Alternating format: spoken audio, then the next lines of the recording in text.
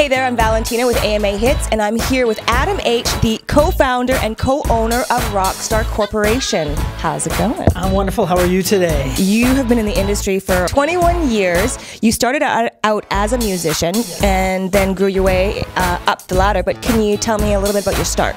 It was a long climb. I started as a recording artist, got my first record deal in the US when I was young, moved to New York, spent a few years working out there with Stevie Washington and George Clinton, and just worked hard, and then got signed to BMG, toured Latin America, toured the world actually, and then just started my own company with a friend of mine, bought a recording studio, signed a girl from Argentina. She ended up blowing up, which was real cool in Latin America, and then just kept building and working and working.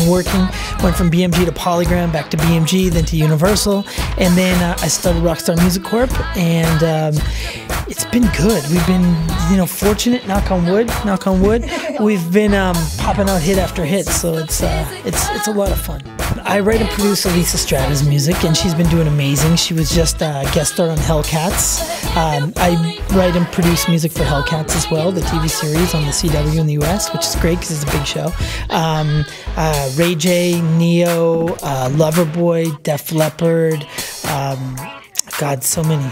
It's hard to remember. I love working with different people. I don't like doing the same album twice.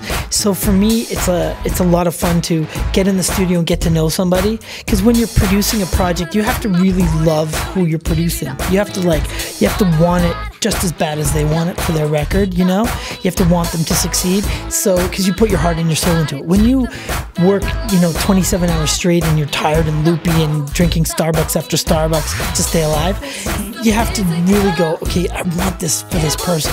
So that's the most important thing. Like, I love working on Elisa Strata because Elise is amazing. She's so dedicated and works so hard that I don't mind working, 72 hours straight with no sleep.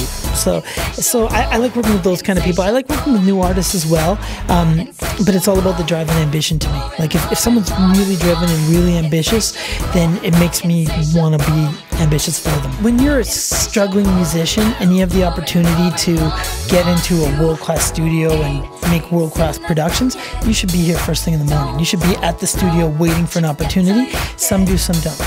So obviously the ones that don't are never going to get that opportunity, because as a record company guy, I see in advance that it's not worth it.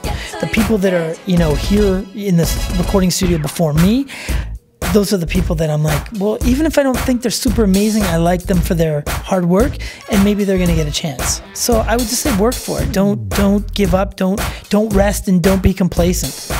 Maybe don't party and, and be dedicated. And you can party, just if you finish you finish partying at 5 in the morning, make sure you're at the studio at 6 in the morning. I don't care what you do the night before. Rockstar Academy is a show that follows 12 students in Rockstar Academy School, and they basically do a series of challenges and classes, and they learn how to be a rock star. And every episode we have a new challenge for them, whether it's, here's a song I wrote, you have an hour to learn it and perform it, and then we're going to invite a studio audience for you to perform in front of. At the end of the show, we want to show growth of everybody. We don't want any train wrecks. There are some train wrecks, but they're doing it to themselves.